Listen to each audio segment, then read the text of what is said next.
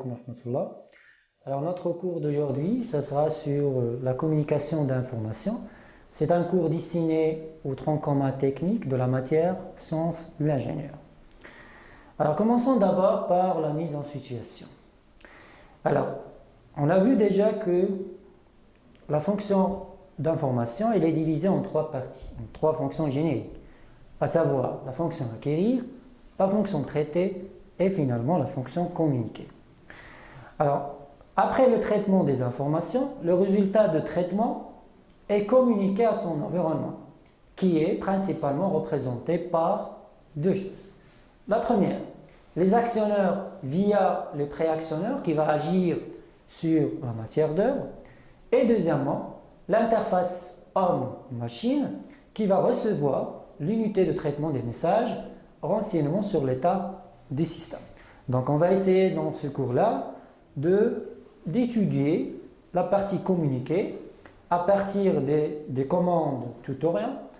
Alors deuxièmement, on va étudier tout ce qui est interface homme-machine, puis la liaison qui utilisant le mode de transmission série et le mode de transmission parallèle, et on finit par les types des réseaux.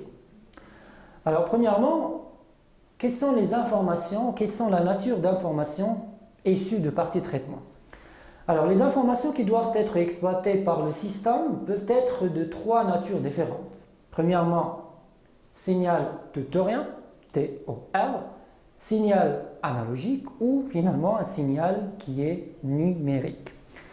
Alors, quels sont les rôles de ces informations? Donc là, il faut distinguer entre quatre types d'informations et quatre rôles différents.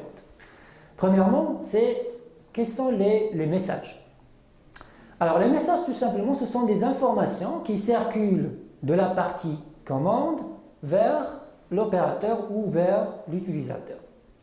Alors, tout ce qui est consigne, ce sont des informations qui vont circuler de l'utilisateur ou l'opérateur vers la partie qui commande. Troisième type d'information, les ordres. Alors, les ordres sont les informations qui vont de la partie qui commande vers la partie opérative afin d'ordonner le bon déroulement du cycle. Et finalement, les comptes rendus. Alors, les comptes rendus, ce sont les informations qui vont renseigner la partie qui commande. Sur quoi? Sur l'état de la partie opérative ou sur l'état de son environnement. Donc là, il faut distinguer entre les quatre types. Tout ce qui est message, tout ce qui est consigne, tout ce qui est ordre et finalement tout ce qui est compte rendu. Alors, commençons d'abord par les interfaces homme-machine. Donc, tout simplement là, qu'est-ce que ça veut dire d'abord interface homme-machine, EHM? Alors l'interface homme-machine est une fonction de communication qui est indispensable. Alors le rôle de cette interface, c'est de bien gérer un système automatisé. Donc la figure que vous voyez ici, il s'agit d'une interface homme-machine. Donc là vous avez trois paramètres. Donc vous avez l'opérateur, vous avez l'interface homme-machine et le système automatisé. Alors, l'opérateur va donner les consignes au système automatisé en passant bien sûr par l'interface en machine. Donc, l'interface en machine, c'est tout simplement l'intermédiaire qui existe entre le système automatisé et notre opérateur. Même le système automatisé, une fois il a traité les données, donc il peut donner ou renvoyer les messages ou interface en machine pour arriver bien sûr aux opérateurs. Alors, on peut conclure là. Donc, le dialogue homme-machine se fait par l'utilisation de constituants regroupés dans ce qu'on appelle pupitre. Donc, le pupitre, c'est tout simplement l'interface homme-machine. Alors, pupitre de commande, ces constituants de dialogue peuvent être classés en deux catégories.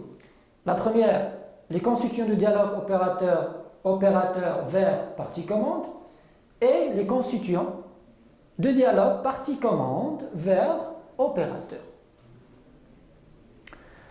Alors, commençons d'abord par les dialogues opérateurs vers partie commande.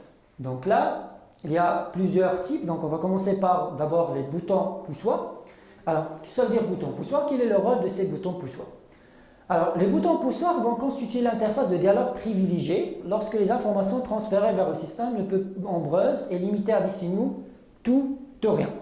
Alors, parmi les boutons poussoirs utilisés, on distingue. Donc là, vous avez plusieurs types. Donc là, vous avez juste les plus utilisés. Vous avez les boutons qu'on appelle boutons coup de poing, les boutons affleurants, les boutons tournant à manette et les boutons tournant à clé. Donc là, on peut conclure là. Donc vous avez les boutons coup de poing qui sont la plupart du temps utilisés pour les arrêts d'urgence. Vous avez aussi les boutons poussoirs affleurants, les boutons tournant à manette et finalement les boutons tournant à clé. Passons maintenant au deuxième type de ces interfaces, sont les claviers. Alors les claviers, tout simplement, les claviers de saisie permettent d'introduire ou permettent de faire l'introduction d'informations alphanumériques et la modification de la donnée et paramètres. Passons maintenant au dialogue partie-commande vers l'opérateur. Donc on va commencer d'abord par les voyants.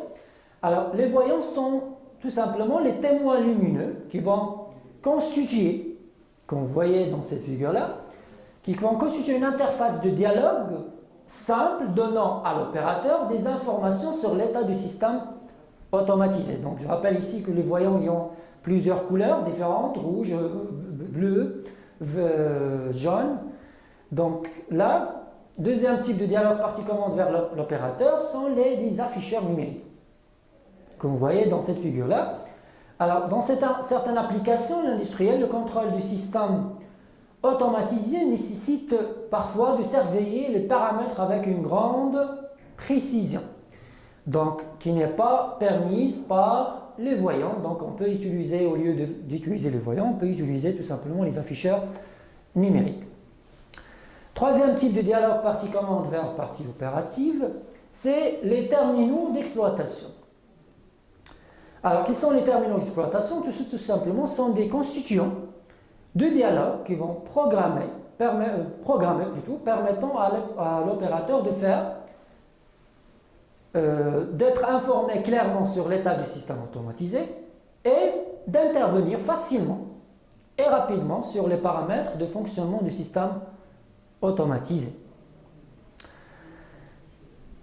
Donc là, on a un tableau récapitulatif de tout ce qu'on a vu jusqu'à maintenant. Donc là, vous avez les voyants, les afficheurs et les galvanomètres. Donc les galvanomètres sont des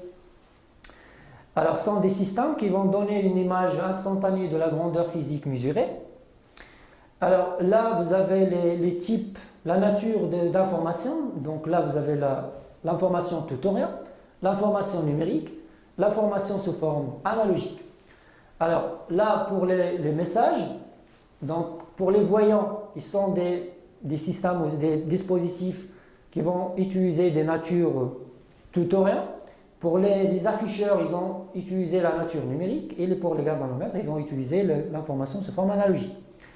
Et pour les consignes ou par la partie opérative, donc là vous avez les boutons poussoirs, il y a aussi les commutateurs et le bouton coup de poing. Pour tout ce qui est numérique, donc là vous avez un exemple de ce système-là, sont les roues codeuses qui sont utilisées pour sélectionner par exemple un mouvement en mode manuel. Et finalement vous avez les consignes sous forme analogique. Donc là vous avez deux types, les plus utilisés. Donc vous avez la manipulation et les potentiomètres. Donc pour la manipulation, ils sont utilisés pour des consignes de mouvement. Et pour les potentiomètres, ils donnent consignes analogiques à la partie commande, telles que par exemple la vitesse, la tension et le courant. Alors maintenant, quels sont les types de liaisons qui existent? Donc pour permettre des échanges d'informations de nature électrique entre les différentes parties d'un système, entre un système, il existe plusieurs types de liaisons, à savoir la liaison série et la liaison parallèle. Commençons d'abord par la liaison en série. Alors la liaison en série, les bits de mots de la donnée à transmettre entre un ordinateur, une unité de traitement et un périphérique série, ils sont envoyés les uns après les autres, qui sont en série. sur un seul fil de liaison. Donc, le câble de transmission est constitué d'un fil de données et de quelques bits qui seront capables pour faire le contrôle de synchronisation. Alors, le temps de transmission d'un mot de données est plus important qu'avec une liaison parallèle. Alors, l'inconvénient de ce type de liaison, c'est au niveau de la rapidité de ce type de liaison par rapport à la deuxième liaison qui est en parallèle. Alors, l'exemple de cette liaison-là, c'est la liaison fameuse, c'est la liaison RS232, comme vous voyez là. Ils sont utilisés par exemple, entre un vidéoprojecteur, par exemple, et un téléphone, ou parfois un ordinateur portable, par exemple. Alors, deuxième type de liaison, c'est la liaison IDE, Integrated Drive Electronics. Alors, elle permet de faire la liaison entre les lecteurs de disquettes, donc là, par exemple le disque dur, le lecteur de DVD, la carte mère. Donc, généralement, ils sont utilisés comme support de microprocesseurs, comme vous voyez dans la figure. Le quatrième type, c'est la liaison, par exemple, la liaison USB. Alors, la liaison USB, la Universal Serial Bus, donc l'USB peut être connecté à n'importe quel type de périphérique externe, donc à savoir les souris, les modems, les scanners. Alors, 2 des 4 fils d'un câble USB servent à fournir du courant électrique. Donc, les 2 autres fils servent à envoyer les données et les commandes. Maintenant, les liaisons parallèles. Alors, le principe est simple. Donc, les N bits de la donnée à transmettre entre un ordinateur ou une unité de traitement à une périphérique, donc ils sont transmis parallèlement, donc ils sont envoyés simultanément sur le câble de transmission. Donc, dans ce cas, il nécessite un nombre important de fils. Donc, l'inconvénient majeur, bien sûr, de ce type de liaison, c'est le nombre de fils. Mais, contrairement, donc, le temps de transmission d'un mot de données composé de plusieurs bits est très petit par rapport au premier type de liaison qu'on a vu, c'est la liaison civile.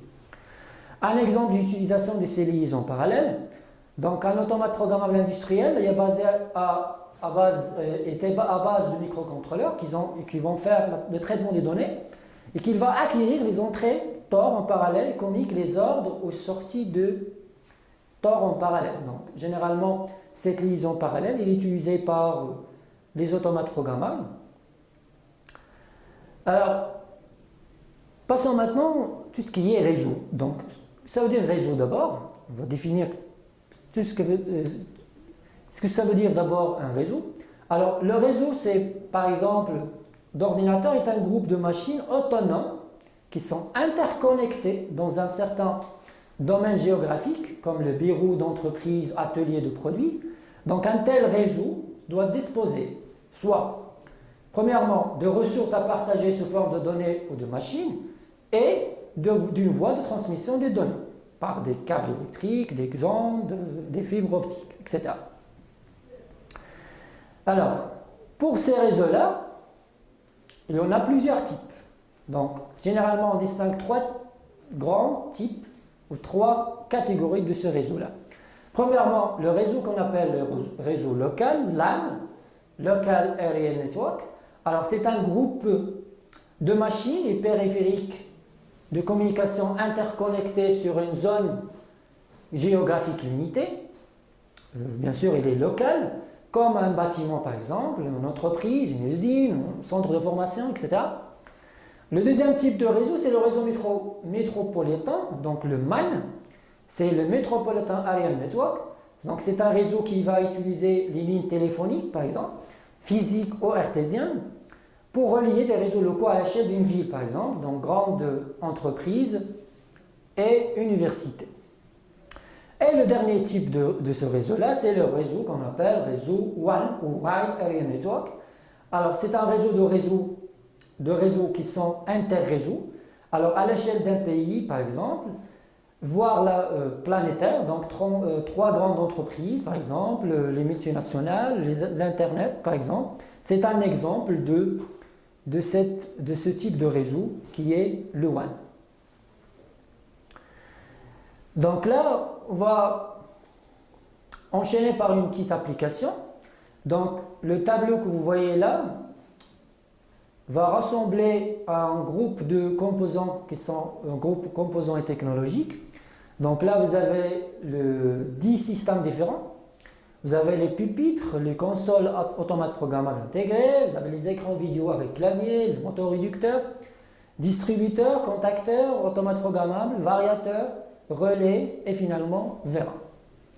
Alors, je rappelle pour le rôle de chaque élément. Donc, vous avez les pupitres qui vont faire l'interface homme-machine.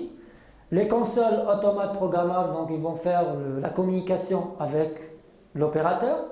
L'écran vidéo avec clavier, donc la même chose, ils vont faire la communication avec le milieu extérieur. Donc le moteur réducteur, je rappelle le rôle du moteur, c'est de convertir l'énergie électrique en énergie mécanique de rotation. Les distributeurs qui vont distribuer l'énergie pneumatique ou hydraulique. Les contacteurs qui vont distribuer l'énergie électrique. Les automates programmables qui vont traiter les données. Les variateurs qui vont faire la variation de vitesse, les relais auxiliaires de commande et finalement les vérins qui vont faire la conversion d'une énergie pneumatique ou hydraulique en énergie mécanique de translation. Alors le travail demandé, c'est d'indiquer pour chaque composant technologique celle de la chaîne d'information ci-dessus. Donc il faut donner la fonction et la famille. Alors donc, la fonction c'est dialoguer avec le système. Quels sont les systèmes? Donc, ils vont faire le dialogue avec le système. Le type, c'est module de dialogue. Et là, vous avez le nombre de composants. Donc là, on peut constater d'abord pour la première fonction. Donc, la première fonction, ça sera traiter les données. Le type, ça sera la partie commande. Donc, maintenant, quels sont les numéros de composants qui vont faire le dialogue avec le système? Donc, il y a le numéro 1, oui, c'est le pupitre. Deuxième, c'est le console automate programmable intégré. Et le 3, c'est l'écran vidéo avec clavier. Et finalement, pour tout ce qui est partie commande, ce sera le numéro 7, oui, c'est l'automate programmable intégré. Et le numéro 9 sont les relais auxiliaires de commande. Merci.